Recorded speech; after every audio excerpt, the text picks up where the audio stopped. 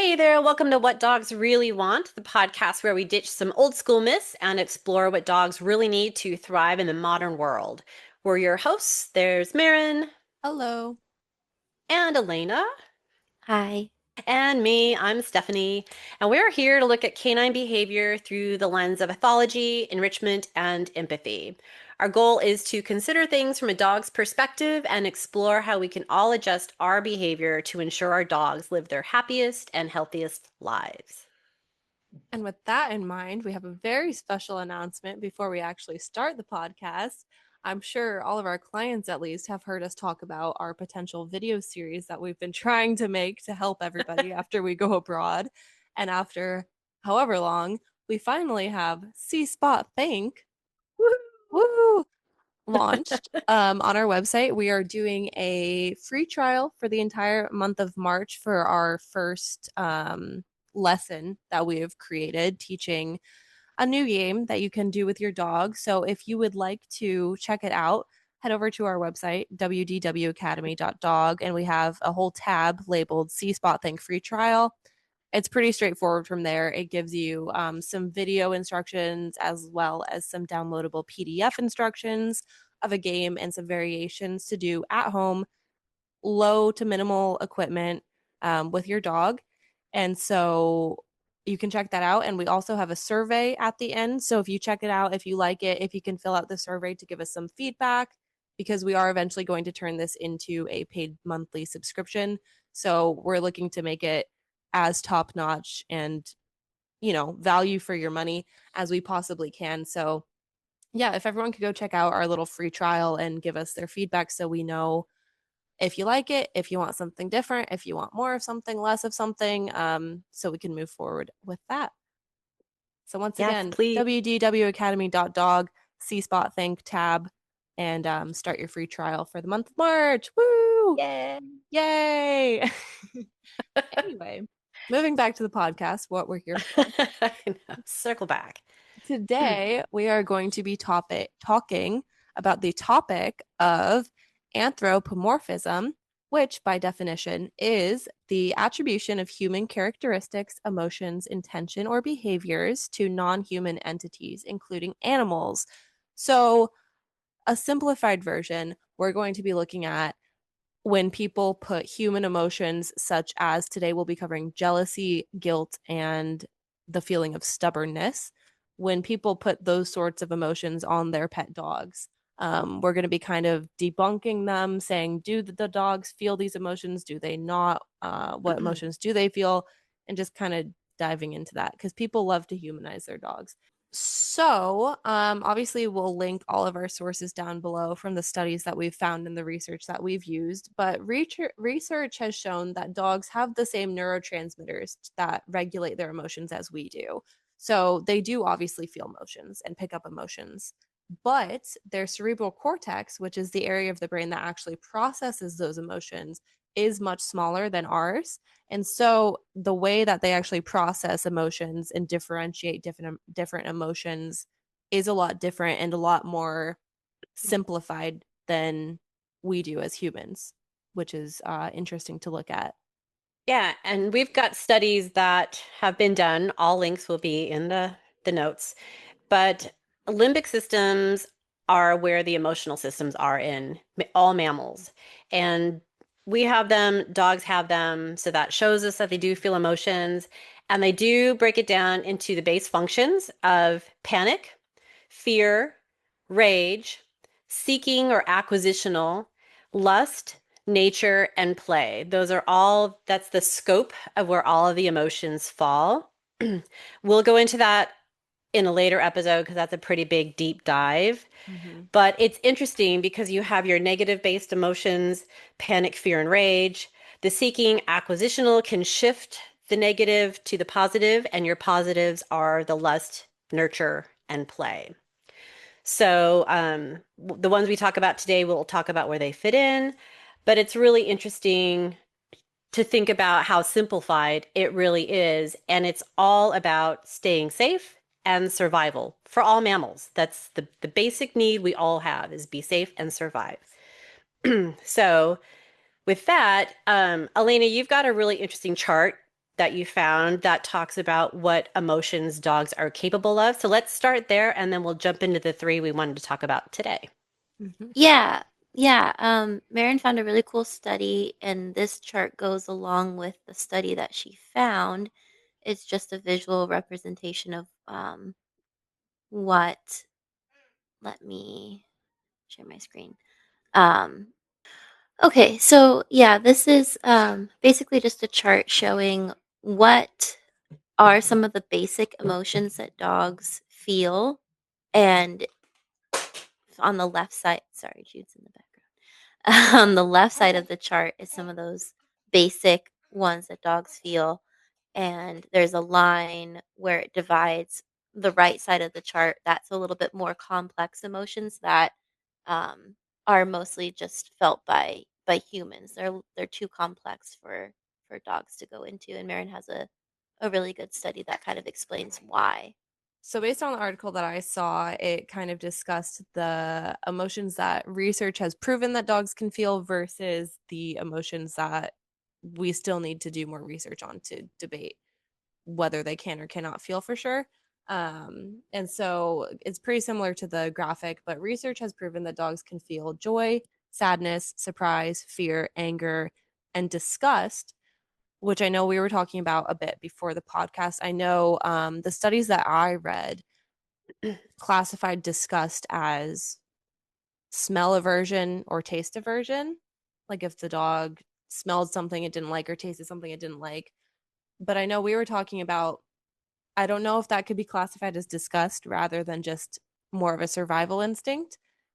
Because obviously, in a wild, going back to dogs who live on the street or wolves, if they smell something or taste something that doesn't smell right, doesn't taste right, that could potentially be harmful to them. And so it's something that they're not going to consume. So I don't know if that's really disgust or if it's just, survival instinct.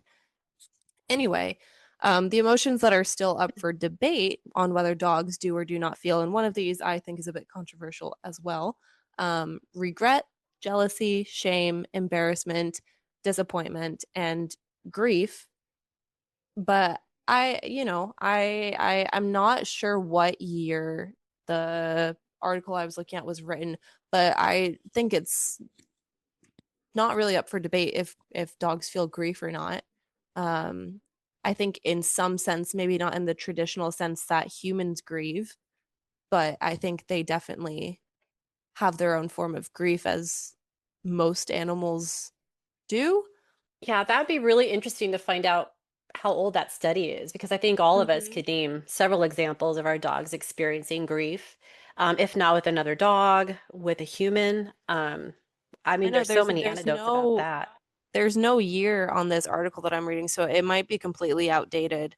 Um, I'm not completely sure, but I just thought that was interesting that was on the list that was still up for debate because I don't think that that's that up for debate. I think pretty much anyone you ask would say yes, dogs can feel grief, dogs can grieve. Well, they're Yeah. social animals, they're pack animals and they become very attached to us. Where their family, and they've done MRI studies. Gregory Berns was the guy who taught his dog how to sit comfortably in an MRI machine, and then they found other dogs to do it too. And that's how they started exploring emotions in dogs, and they've discovered that dogs feel love. So if you can feel love as a dog, why would you not feel the opposite of that? You're going to have that loss or that separation from the members Yeah. of your tribe. So yeah, it's kind of interesting. Well, if anything, grief is just, as I've come to know grief as just a human grieving, it's just like a form of love. Like it's a really Yeah. intense love for what you are missing.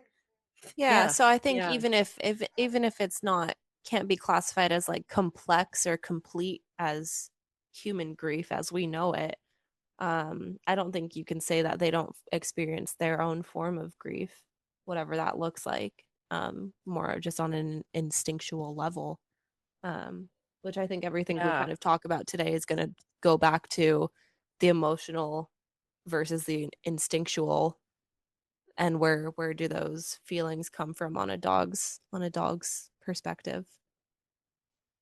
Yeah, no, I agree. Gosh, we've even known dogs who died shortly after their sibling dog has died. It's just, Yeah. oh, I'm getting sad now. It's like, but yeah, yeah. So anyway, let's go on to something a little more uplifting. Let's talk about jealousy. Yeah. Yeah, very uplifting. So Well, uplifting. as a Scorpio, I could tell you all about jealousy. Ooh. Yeah, I can ring in on that one too. And I have two dogs that are also Scorpios. um, Yeah, so jealousy, I've heard both. I've had very well-respected trainers try to tell me that jealousy is a thing, it's proven in studies, and then others who say it's absolutely not. So I thought this is a really interesting for us to start off with. yeah. Um, I well, we talked about this a lot before we started the podcast. Yeah. I want to just throw it out there. I don't think they feel jealousy. I think what we see can be labeled as jealousy, but we all kind of agreed that jealousy is wanting something that's not yours or not Trying to, wanting someone to take what you feel is yours, yeah. which is resource guarding in dog world, and in human world we call it jealousy, like we were Yeah, talking because about. humans don't resource guard. But if we did, it would be jealousy. Like we were saying before, like if my boyfriend's up at the bar getting me a drink and some other girl starts talking to him, to me, in my, very simple mind, I'm not saying I have a simple mind, but in simple terms, what's happening in my mind is that's my resource. That girl is trying to take my resource. I can't let this happen. So really on a basic level, jealousy, you know, is just resource guarding in a human form. And it's an instinct that we have Oh, it is too. an Like that's instinct. your Sure. oh yeah. Like it's your like initial thought, whether you want it to be or not. Yeah. I read a really interesting study about jealousy. It was written by Christine Harris and Caroline Provost, and it was interesting because they adapted a paradigm from human infant studies in order to examine jealousy in domestic dogs. So they took something that they used on children, human children, and just basically did the same thing with dogs. And from that, they ended up finding the results that they thought that dogs could feel jealousy. But basically, what they did was there was an inanimate object like a chair or a ball, and then another dog. And they had a pet dog watch their owner dote on and give affection to the chair, and then dote on and give affection to the other dog. And they looked at how the dog reacted to each of those instances. And surprise, surprise, the dog showed more what they classified as jealous behaviors when the owner was petting another dog. But then you look into it and you say, okay, what are jealous behaviors that you're seeing? Snapping, getting between the human and the other dog, nudging their human, pushing away the other dog. If you ask me, those are all very textbook signs of resource guarding and what we would define as resource guarding. So it's like, okay, so why are we calling this jealousy? But it's it's one of those things where it's like if you really get down to it, like we were saying, like, jealousy and resource guarding in a way are one and the same. It's just differentiated by one is emotional based from humans. One is, you feel that emotion, you feel that like the heat rising in your chest. It's very emotional versus on a dog level, it's very instinctual, protecting what's mine, survival, like especially when they resource guard food, survival. It's purely instinctual versus emotional. And that's I my wonder dead if what dog. no. No, I wonder, we were talking earlier about dogs living in the moment, and that just made me think like maybe that's the difference. Okay, so they're both technically resource guarding, Hmm. but the dog just wants his human now. I just Hmm. want that food now because I need that now for security or survival, whatever. But as a human, when you see some girl flirting with your boyfriend, yeah, you're resource There's guarding, but all you're sorts of also going in emotions the that go in your future head. about what if he starts flirting back? And what if this goes Mhm. somewhere? And then I'm going to be like, you can take it to another place. And that's where dogs live in the moment for what I need right now, where we start filling in these holes and seeing potential negative outcomes and Mhm. bad things. So maybe that's where jealousy goes versus the resource guarding. I think Um, so. I but think but I think jealousy is much more ultimately complex than resource guarding. that's And our we're stupid human brains making way too much of something. But yeah. Well, and as we were saying, I was saying with Callum, like we always, because Obi is a resource guarder, and so a lot of times if I'm petting the cat, Obi will get over and come in between Sydney and I, and so we always joke around like, oh, Obi's jealous that I'm petting Sydney. Oh, you're feeling jealous. You feeling a little insecure. You're gonna come get some love, but we're just dumbing it down. Like I in my head know that he's resource guarding me from the cat. He's not just jealous that I'm giving attention. But even I just throw around the term jealous. I don't go, "Oh, you resource guarding me?" I'm just like, "Oh, you feeling a little jealous?" Like it's so I do use them sometimes interchangeably. Um which I I feel don't like a think lot is of people abnormal. do. Yeah, I don't think that's an abnormal thing to do. No. And I think because there's such a lack of, like, knowledge with resource guarding for the Yeah. general mhm. public, like, Yeah. people don't I feel like that's such a gray area now, like, we've had recent discussions about resource guarding and what it actually is, and that it's not, like, aggressive behavior, like, it's Mhm. more instinctual, but I think that people don't really think about that in depth about resource guarding, so it's, like, it's That's easier true. to just describe it as, like, "Oh, it's just What we jealousy." know. Yeah. Yeah, yeah. Yeah, because everyone And knows it's so what jealousy common. is. Yeah. Mhm, Yeah, people don't mhm. realize how common resource aggression is, or guarding. That sounds less scary, but it's a survival instinct. I read some statistic where it's like 36% of all dogs show resource aggression. I would say it's I'm s way higher. I I was think gonna just s about any dog in certain situations, they're going to show that Mhm. because they need that. They feel like they need that thing, whatever it is, that space so I can sleep safely, this person because they take care of me, that bone, that food, that water. It all makes sense if you just break it down by basic animal needs. Yeah. Um, but yeah, it's easier to say jealous because they'll just see that one little bit where, well, I was just trying to pet this other dog and then my dog got all mad and got all jealous. And I That's where their brain goes. and I think a lot of people don't realize that things other than food and toys can be resources. Like I think a lot of people maybe Yeah. don't realize that they themselves can be seen as a resource to their dog. So when your dog is doing that, it is ultimately resource guarding. Um, but yeah, like anything deemed of value can be a resource for your dog. And deemed of value by them, not deemed of value by you. Like they could resource guard like a rock on the floor because they think it's cool. A So it, Kleenex, yeah. Oh, my yeah. house. Oh, yeah. The one time I've ever been afraid of Jinx that she was going to bite me was when I went to take a Kleenex away from her. I learned my Yeah. lesson that day. Yeah, go figure. She High loves her value Kleenex. resource for that lady. Yeah, Jesus. so it pays just learn more about dog behavior. It's interesting and you can put things in perspective a lot better and know how to manage or deal with it. Like you wouldn't punish.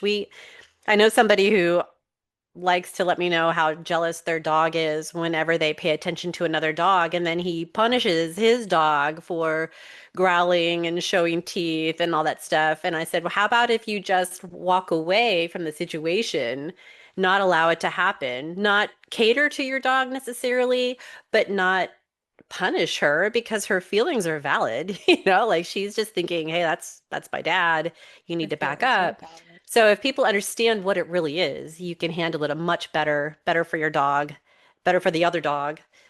Yeah. Doesn't destroy your bond. So Yeah. that's yeah. And we We all act jealous and resource guard stuff. Yeah, and we don't want to It's be just what we punished do. for it. You wouldn't want to be No. punished for it because that's just going to make it even worse. Oh, think about that. Think about that, people. If you were feeling a little bit jealous, if you were feeling a little Consider. bit jealous that your husband was talking to another girl at the bar and then he came over and you were like, hey, that made me feel a little bit insecure. That made me feel a little bit jealous. Could you maybe not speak to her anymore? And he hit you or he started yelling at you.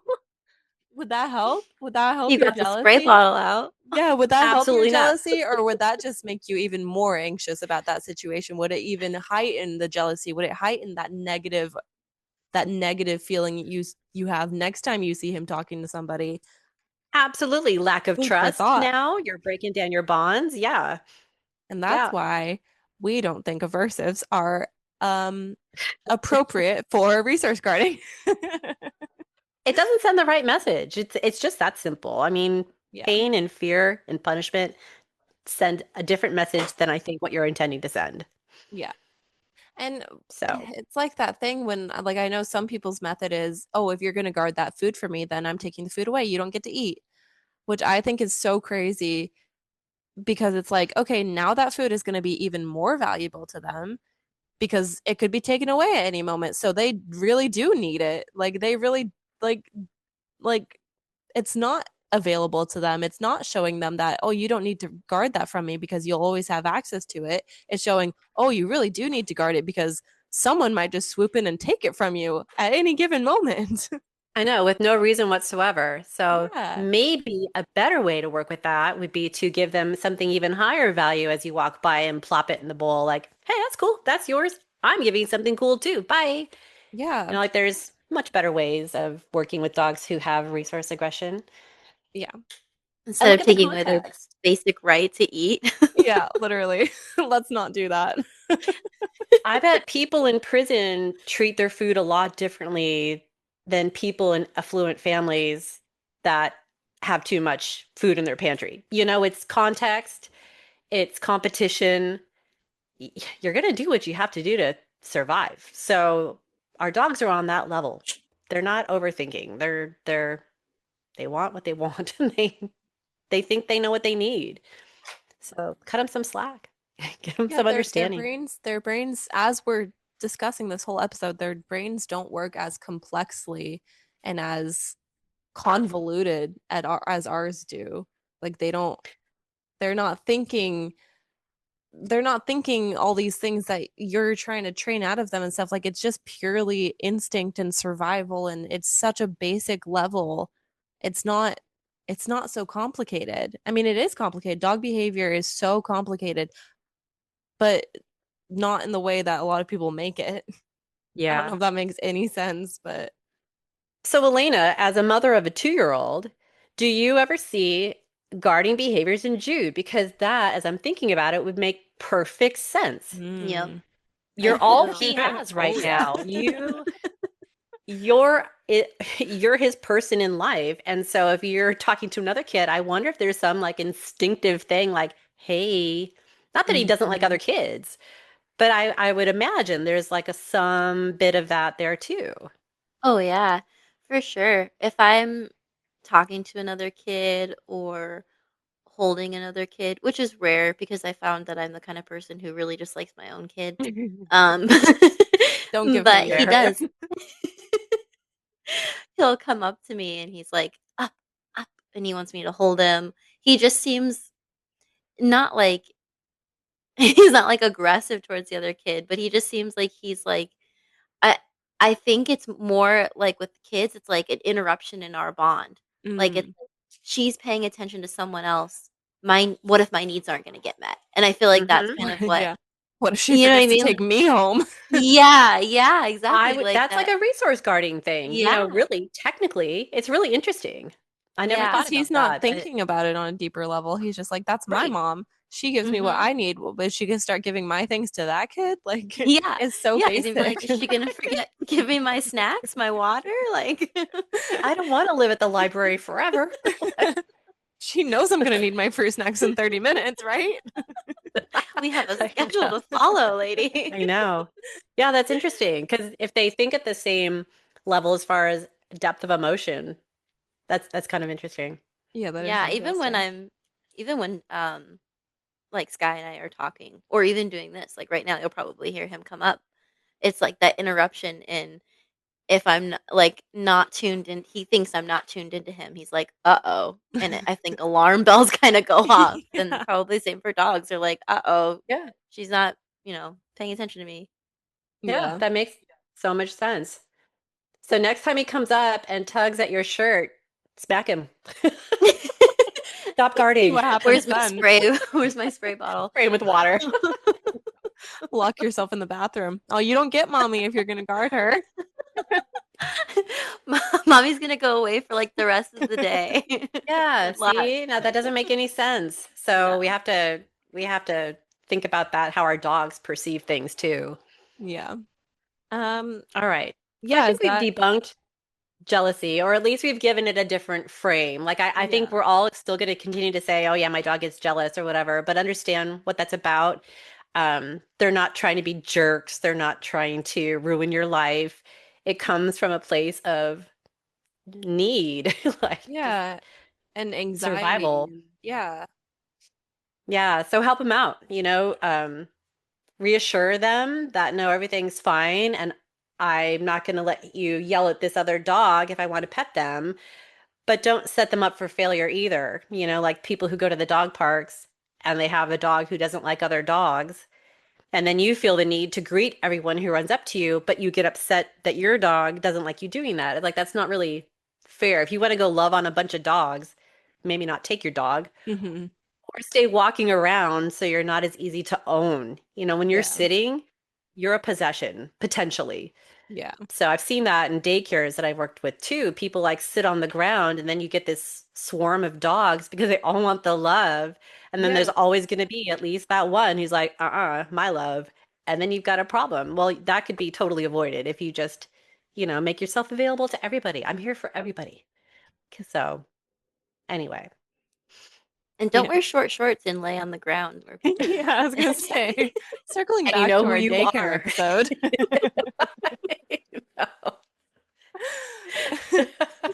Guard those resources, please. Like, we don't want them. Just keep them to yourself.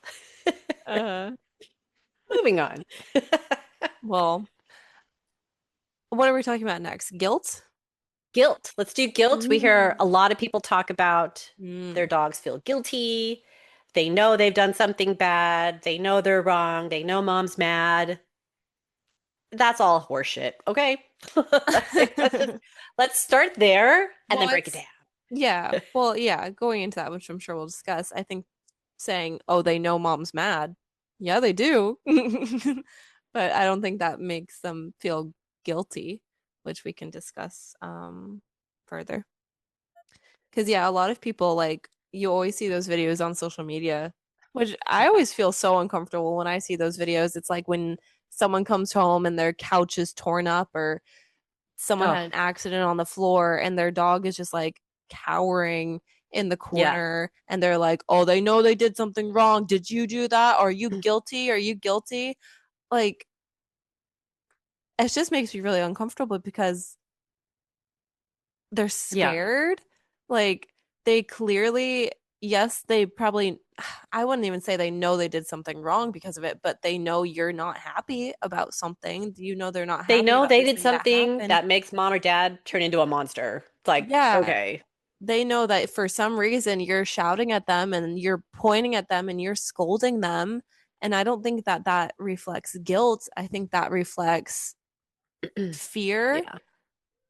Um, it's like when a dog does something bad and then they go like put their self in timeout, quote unquote, or put themselves in another room because they feel guilty or they're feeling shameful. I think it's really just a safety thing of them removing themselves from the person that is making them feel afraid or the person that is Hmm. being aggressive towards them. We were talking too along that same lines. If it's not the removal from the situation to diffuse, you see those looks, the drooped shoulders, the ears go down, the look away. That's all appeasement behavior, like Yeah. trying to deflect and get out of conflict and get out of a stressful situation. It's not because they feel guilty. They don't have that level of thought, I don't Mm. believe.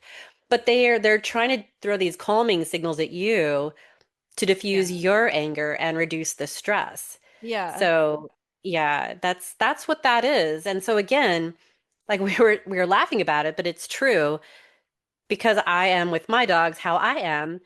May, our littlest dog, if there is a way to access food that's on a counter, she will find a way to do it. And she's not that big. And the other day, she got up on our very tall pub table. All the chairs were pushed in. She got up and she was eating a bowl full of food. And I walked in the room and she just looked up at me like, yeah.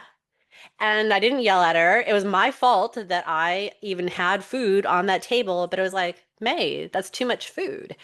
And just got her down. I'm like, that's not safe to go up there. She doesn't have guilt, and that's because I've never gone in the room and been like, "Oh my God, I can't believe you did that. That's such a bad girl. You know better." No, I don't want to have that relationship with my dog. Ultimately, it's my fault. I left her alone with food in the room and I've taught her how to climb on things and to be brave and curious. And so that's the downside. They are going to be brave and curious. Like I smell food. We do treasure hunts all the time. To her, it was a game and she won. Okay, cool. But the people who scold and yell and punish and drag their dog out. And I still know of people who, when their dog has an accident on the floor, they rub their nose in it. I'm like, how old Oh, school is that? yeah, my What is that telling your dog? It's like seriously, yeah, like if you step back and think about what message you're really sending, I cannot believe anybody still thinks that's good logic. But My ex anyway, did that. Major red flag. my I should ex-best have run friend when he my did that. ex-best friend did that major red flag. Oh, really? Like this Yeah, is like with her little modern day. Pomeranian. Her little oh Pomeranian my toy God. dog had an accident on the floor in the apartment that she would have to take her dog on a walk. Side, yeah. So she has this little Pomeranian, had an accident in the apartment. Not her fault. I honestly never saw her take that Pomeranian outside the apartment. So I don't really know how many opportunities she had to go to the bathroom throughout the day. And she found pee on the carpet, took the dog's head, shoved it into the pee, and was like, "You did that. Don't do that again." And I was like, "Oh my God." What the I will heck? not be What the coming here heck? again. So bad. Yeah. My ex did that to Molly. And I'm like, no wonder Molly loves Oh. Sky. I Yeah. know. This guy's nice. Molly's like, "You're a saint." You would never. Yeah, that's Yeah, just so insane. Like, would you do that to guilt your is toddler? No. Oh my God. Again, No. like, would you do that to your It's toddler? traumatizing. It's insane. That's how you get a reactive dog. I mean, not the one way, but that is a way to make them reactive because you're traumatizing them. Yeah. yeah, and if they're doing bad things, like I know dogs get in the trash, dogs chew up sofas, rip up toilet paper, all that stuff. Okay, so if your dog is doing these bad behaviors, instead of thinking they're trying to be naughty and then go through this whole guilt process with you, um, I look at that as a cry for help. What's missing in Mhm. their life where they feel like they have to go do these things? So Yeah. again, if your dog's bad or naughty or driving you crazy, look at what might be lacking. Start there. Just start there. Yeah. Now we're kind of getting into enrichment, but Unmet needs. Yeah. unmet It's all needs. But connected. honestly, the guilt thing comes from feeding off your anger, disdain, disgust, whatever you're throwing at them, avoiding punishment, all that stuff. But then let's try to not have all that bad stuff where they feel guilty about it from happening. Yeah. So just step back and look at things from their perspective and what might be lacking to where they feel they have to try that kind of thing. Yeah. In May's case, I don't think her needs are not being met, except for I know she feels Her like she's not wants getting her fed wants enough. are not being met. Her wants are not being met. And we've always encouraged her to climb, explore, and seek out food as a game. So that was 100% on me that she did that. Um, but I also was really happy that when I came around the corner, she just looked at me like, yeah, so there's no guilt, Yeah, I'd And that say just kind of got me thinking. It's like I've never given her a reason to feel guilty or do those appeasement behaviors or run away, yeah, fear it's like me. what we perceive as guilt is like a learned behavior for our dogs. Exactly. Exactly. So, and they've perfected it. They're masters of reading our body language Hmm. and then Hmm. attuning theirs in They're response. social animals. Like they've been Mhm. literally from the moment dogs or their descendants existed, they have been reading body language and picking up cues, picking up nonverbal cues. And obviously, they've been bred and trained to work alongside humans for hundreds and hundreds of years. So obviously, they're going to get really, really adept at doing that with us and reading our nonverbal cues and picking up on our body language and reading our emotions. It's not just, oh, they know when I'm sad. Yeah, they know when you're sad because you're giving off all these signals and this body language that you don't even know you're giving off, but that's what they're good at.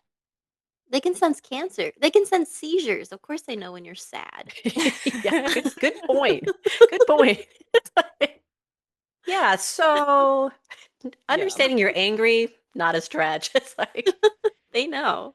I Yeah. know. They also know like your blood pressure and Yeah. anything else you have going on. And in the wild, that's how they resolve conflict is you try to either decide you're going to take the lower road, like, ooh, I'm going to get out of the situation, or do what you can to diffuse the situation. And that's what they're doing with us. It's like, it's not guilt. Again, it's safety seeking, survival. Like if I just take the low road, maybe I won't get killed for taking the turkey off the counter or whatever dogs do. So, Okay, in case my editing wasn't up to par, we just had to take a quick break there because my veterinarian called me. Oh, we had a blood test today. Everything's fine. Don't freak out. But we had to take a quick break so I could answer the phone. But I think we were just finishing up guilt, and now we are going to talk about stubbornness or what could be perceived as stubbornness in pet dogs. all right, who wants to Yeah, start with someone this else one? go. I feel like I've been yapping so much. Well, these Stephanie, are if you want to go, because you've got notes on it. I thought you were saying oh, because just a you've got little stubborn bit. dogs. I do. Well, I would say they're not stubborn. I would say, but I know why people would say their dogs are stubborn. I think the personal examples I can think of are when they don't come when called, when they don't do what you want them to do, When they if pull on a they leash. yeah, and Mm. Indy used to just, when he was done walking, he would just pancake on the ground. And even though he wasn't a large dog, when they just decide to concentrate all their weight down on the sidewalk, it's really hard to get them up. So I think those are a lot of the examples of people have when they say their dogs are stubborn. But what I really feel stubbornness comes from is frustration, which is another emotion we know dogs can feel. Frustration is when you feel prevented from being able to do what you want to do. Um, it's considered one of the rage emotions because it can start with simple frustration. And then if you feel constantly thwarted and constantly things taken away from you, it can blow into full-on rage. I'm not saying that your stubborn dogs are going to May May try to turns kill into you the one Incredible day, Hulk. right? I want. I'm not Rips her coming shirt. inside. But it makes sense. I thought that was an interesting definition of frustration because it works in all those scenarios. If your dog's outside and you're calling them in, you're taking them away from something that they're enjoying. If they're at the dog park and it's time to go and they're not coming, it's because they don't want to leave what they're doing. Mhm. Um, Jinx is chewing on her Kleenex. You're not going to get her to leave the Kleenex to do something else. We've had to come up with a system where I walk over with another Kleenex and I tear off a tiny little piece. And I'm like, how about if you take this one and I'll take that one? And it works, knock on wood, every time. We've had to find a way to compromise to avoid the frustration, which could lead to rage. Biting. It leads Biting. to rage when it comes to Jinx and her tissues. It definitely leads to Yeah. rage. Yeah. First-hand experience, Jinx rage survivor here. John, I believe, has also had that experience involving a tissue. He just thought, oh, she doesn't need a tissue. I'm like, yes, yes, Jigs does need a tissue. Oh, So, just a side note, funny story of Jinx and her frustration. When I was dog sitting, when I was what? dog sitting in December for her, it was like 1 in the morning, and she had a chew, and she was chewing on it, and she was laying on the bed with me, and she was chewing it so loudly, and I was like, oh, it's 1 in the morning, like I have to be up so early for work in the morning. And so I turned on the light and I was like, Jinx, I'm sorry, honey, you can't have that in bed, like that has to go away. And I went to take it, and like head down growled at me, and so I was like, oh. And then as soon as I took my hand away, she like wagged her tail at me and kind of looked at me like she was like, I don't want to bite you, but I really want this chew. So so then I had to go get her some beef liver to give it up. I, She is an excellent communicator. An Yeah, and like excellent it wasn't communicator. like I hate you, I'm gonna kill you. It was just like, don't take that. Okay, thank you. It was just So so there funny. Like it was such a clear communication. And then she just went back to being goofy as soon as I listened. Like she was just like, "Thanks. I thank didn't you. want to do that, but thank you." I know. I know. So there's another example where if you understand what emotions are for dogs and you understand body language, instead of getting angry that they're being stubborn, I mean, whatever. I get frustrated sometimes if Jinx is barking, she does this patrol thing, making sure all the feral cats are cleared out of our yard. That's fine. But when it's like 1 a.m., you don't want that to happen. And if she doesn't run right in, like 98% of the time she does, I get frustrated.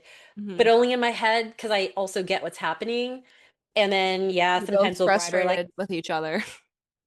yeah. So we have a couple of techniques we use, but getting mad doesn't work.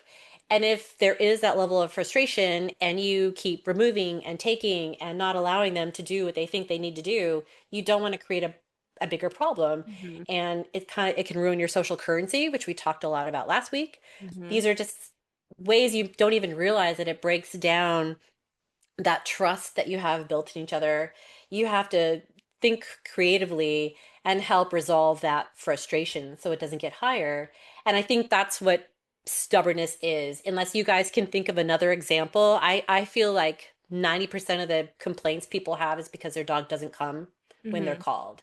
Yeah. And yeah, recall is important. We do recall activities at school all the time. But I mean, let's face it, if they're doing something amazingly fun or cool or something they don't get to do all the time, do you really expect them to just drop that and run to you immediately? Yeah, You've it's got to like work on that. yeah, I mean it's like I have two kind of like contrasting things to say here. But it's like Okay. when I'm in the middle of reading a book or doing a puzzle and then someone's like, "Hey, can you come help me with this real quick?" I'm not just going to all of a sudden drop and come. I'll be like, "Yeah, in a minute. Let me just finish what I'm doing real quick." In a minute. Hmm. So I feel like it's just another way to like think about that. Like, would you expect someone who's in the middle of doing something that they really enjoy to just drop everything and come do what you want them to do right then? Or are you gonna expect them to be like, yeah, yeah, when I'm done, give me a minute. Um, but also kind of not in contrast to that, but kind of trying to not humanize it. I feel like the difference between what people see as stubbornness and the frustration comes from like the intention behind it. Like I think stubbornness, people think like their dog being stubborn is them just it's not just about them not wanting to do what you want them to do. It's about them wanting to continue to do what they're doing. So Hmm. it's not them trying to fight against you or being like vindictive or like it's not a negative emotion. It's not them just being stubborn just to be like fuck you. It's because they want to do what they're doing. You know It's what I going back to you know that. what I'm trying to No, say. yeah, it's going back to that chart that the Mhm. word contempt was on the Mhm. side Yeah. Mhm. Yep. of too complex of emotions. Dogs don't feel contempt. They're not thinking. Same with toddlers. I hate to bring everything back to being a mom, but it's so it's so true. With like Yeah. the same thought process, they're not thinking I'm not going to listen to mom, either toddlers or dogs, because I'm trying to be an asshole. Yeah, they're not They're doing it just to harm you. no, Right. no, they're just doing it because they're in the middle of something. They're learning, they're exploring, they're Having getting their fun. instincts out. Yeah, they're having fun. Yeah. I wouldn't want my dog or my kid to feel like they have to be at attention at every minute of the Yeah, day the in drop case of a I hat. bark an order. Yeah, I don't want that. I want them to feel free to where like, yeah, they're tuned in to if I'm talking, but not that they have to like snap out of something. Yeah, not to We say don't that want you just that. have to let them do whatever they want to do, and if they don't want to come when called, you just have to be like, "Oh, all right then." But like, there's ways to Right. go about Mhm. it where you're not like, "Oh my God, this asshole!" Like they're being so stubborn. Like, no, that's not the way that they're thinking about it. That's not what this is. Right. Mm-mm. And sometimes they have to come when you Hmm. call. And so for that, we like to work on an emergency recall. Like when we say this Yeah, or when we make this noise, you got to come. And then there's going to be a jackpot for you when you get inside because there could be dangerous situations you have to pull them away from, whatever the case. So absolutely, I think you should have a backup recall where it's for reals. I think But people it's get so mad, like, well, they wouldn't come in when I called them. I couldn't get them out of the dog park. It's like, but think about that, what you're asking them to do. Your 3-year-old at the birthday party is having so much fun. mhm, um I think you got to meet in the middle. Or are they not listening to you because this is much more fun because their needs aren't being met? I mean, I can take everything back to lack of enrichment at exactly. home Yeah. because I think that's where a lot of these problems stem from. Yeah. They've got that moment of freedom, they're doing their dog thing, whether it's they're digging, they're barking, they're running, they're playing.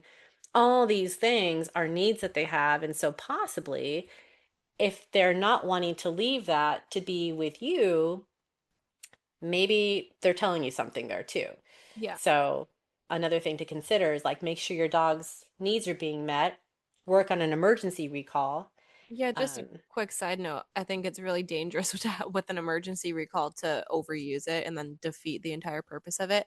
Like, if you yes. are going to do that, really think about in the situation, like it is an emergency recall. Like if there's a coyote in your yard and you're trying to get your dog to come back in, or if they just ran into the middle Yeah. of the street, like if they are in Yeah. imminent danger and they need to come back to you, like don't just use it because they're not listening to you and you're getting fed up and you decide enough is enough, they need to come in now. Like it's so easy to just It poisons that ruin it. cue, it just, Yeah. And then that kills the social currency. Like, okay, you didn't actually need me, so why am I hmm here? Like it's just one of those things where it's like it's a great tool, but really easy to overuse and defeat the entire purpose of. So I think that's just something to side note, keep in mind. Yeah, and to introduce it not during an emergency. Like, you wanna Mhm. have it down for the emergency. You don't wanna Yeah. hmm try and start Not just something new trying out new during. things Yeah. and They're not gonna respond if you're just like, result. "Hey." Yeah, I know somebody who uses the bell, and it's Mm. just this sound as soon as your dog hears it, and it's by the back door, and they have one by the front door. And that's the only time they use it. And then they go to the fridge when the dog comes, they go to the fridge and they pick out a piece of cheese. Like it is something so special and so high value, but they know their dog will always come when they hear that bell. I think that's actually pretty Yeah, ingenious, I and I think kind that's of a want to try that brilliant with my thing to dogs. have in place if you use it Mhm. Yeah, correctly. yeah, but that's it. You do not want to overuse that. You Mhm. you just can't. But Keep that in the back but pocket for yeah, emergency use only. Yeah, emergency stubbornness. the Like Yeah. emergency stubbornness. I do yeah, that but with. I don't think the dogs are truly being stubborn. Like you said, it's not a fuck you moment at all. Again, they're living in the moment. They're doing what they're doing. They're having fun. It's really rewarding.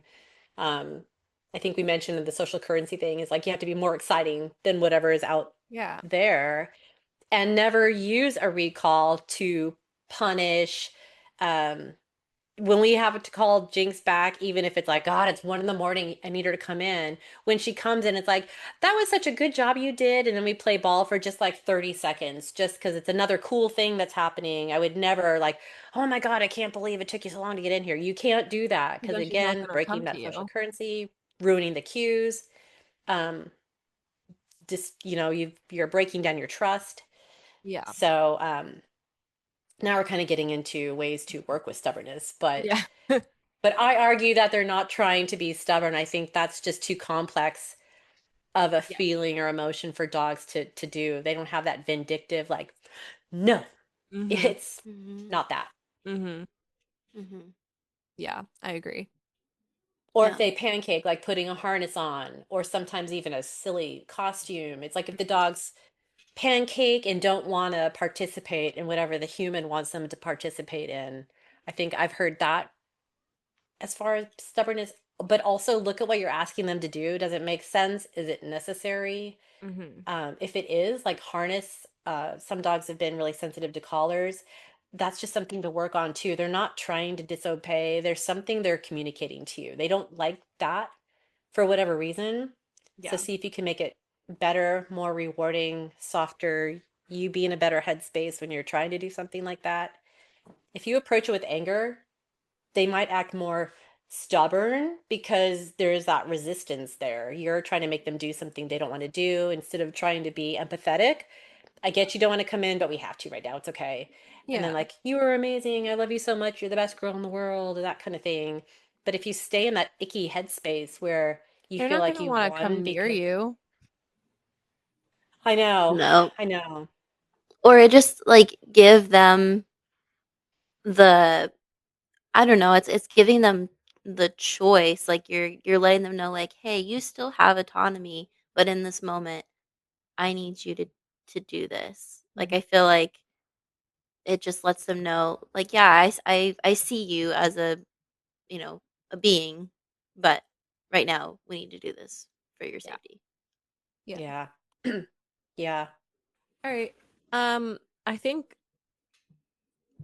yeah, I think the most important thing and something that was touched on in that article that I keep referencing is instead of putting all these human emotions and assuming what headspace and what emotions your dog is having, I think the most important thing is, like we always say, learn about dog behavior, study up on dog behavior, study up on dog body language, because then you'll have the tools to accurately understand your dog and see what they're telling you and see what they're communicating instead of making assumptions and putting your feelings on them. The only really, I'd say, foolproof, not even foolproof, the most accurate way that you can understand what your dog is trying to tell you is by learning about their body language, because that'll tell you a lot of what you need to know, um, instead of just guessing at what emotions are running through their head, because we like to humanize them, and that's not always the most productive way to correct behaviors or understand them or get to where you want to be with them. Learn dog body language. Yeah, The it never hurts. end. It never It hurts to doesn't. just learn more about your dog. Yeah, and how they communicate. I feel like you Hmm. should just, as a general rule of being a human, just try to match other people's way of communicating, and Yeah. then, you know, it'll be fine. All right. Well, I guess that's it. Thanks for joining us on this episode of What Dogs Really Want. You can stay tuned for part 2. We will be talking about fear and anxiety in dogs. That's going to be probably a pretty long one.